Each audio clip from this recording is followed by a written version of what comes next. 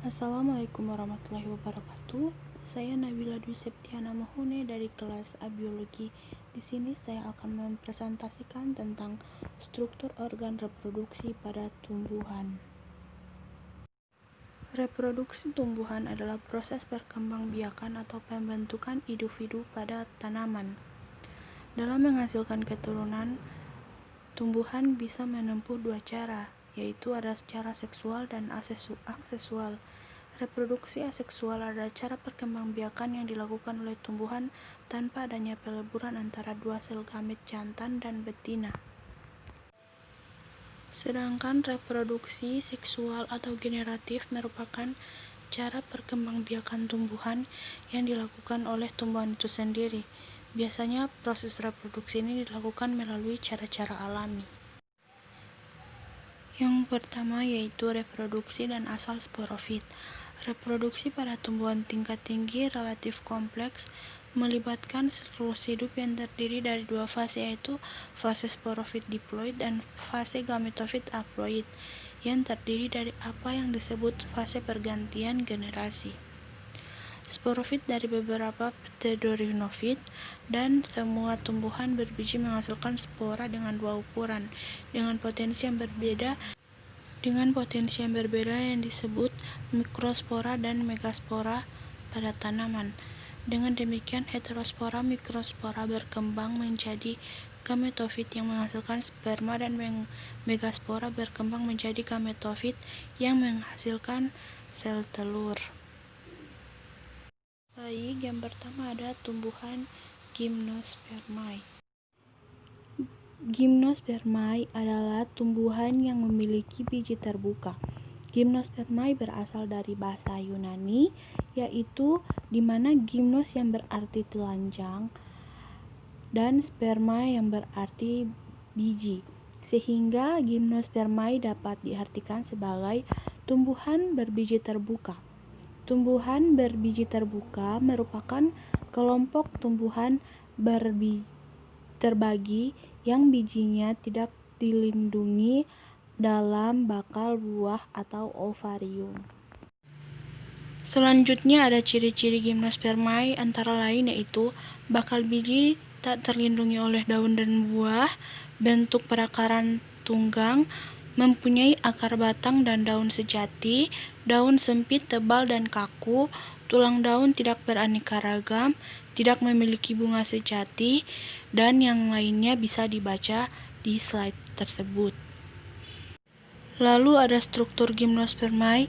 Jenis tumbuhan Gymnospermae merupakan tumbuhan yang umumnya berupa pohon besar dan juga memiliki batang yang berkayu. Dari bagian kayu inilah yang menjadikan berkas pembuluh angkut kolateral pada tumbuhan Angiospermae. Salah satu ciri dari tumbuhan berbiji terbuka yaitu memiliki berkas pengangkut seperti xilem dan phloem, akan tetapi xilem yang terdapat pada Gymnospermae hanya memiliki trakeidnya. Trakeid merupakan xilem yang memiliki fungsi untuk penunjang, sedangkan phloem tidak terdapat pada sel pengiring. Selanjutnya ada siklus hidup Gymnospermae. Dalam siklus hidup ini memiliki generasi sporofit domain dari gametophyta dari sporofit generasi baru berkembang pada tanaman induk sporofit. Gambarnya bisa dilihat, siklusnya bisa dilihat di samping. Selanjutnya ada tumbuhan Angiospermae. Angiospermae berasal dari dua buah kata, yaitu angios yang berarti tertutup dan spermae berarti biji. Jadi Angiospermae adalah tumbuhan berbiji tertutup.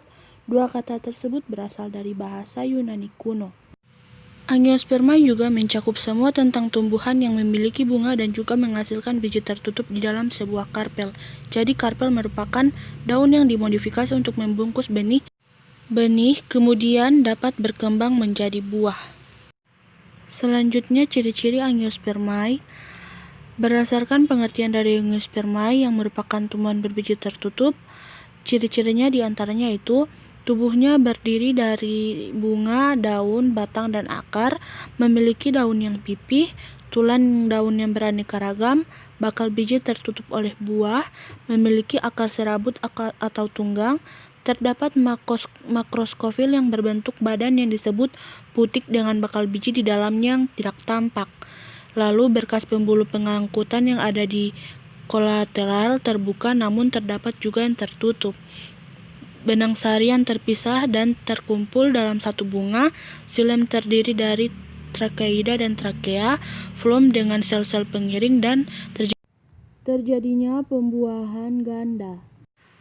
Lalu ada struktur angiospermae. Untuk strukturnya yaitu pertama adanya mahkota bunga yang menjadi satu perhiasan di bunga selain kelopaknya. Yang kedua yaitu kelopak bunga yang berwarna hijau dan terbentuk menyerupai daun yang memiliki fungsi untuk melindungi mahkota bunga.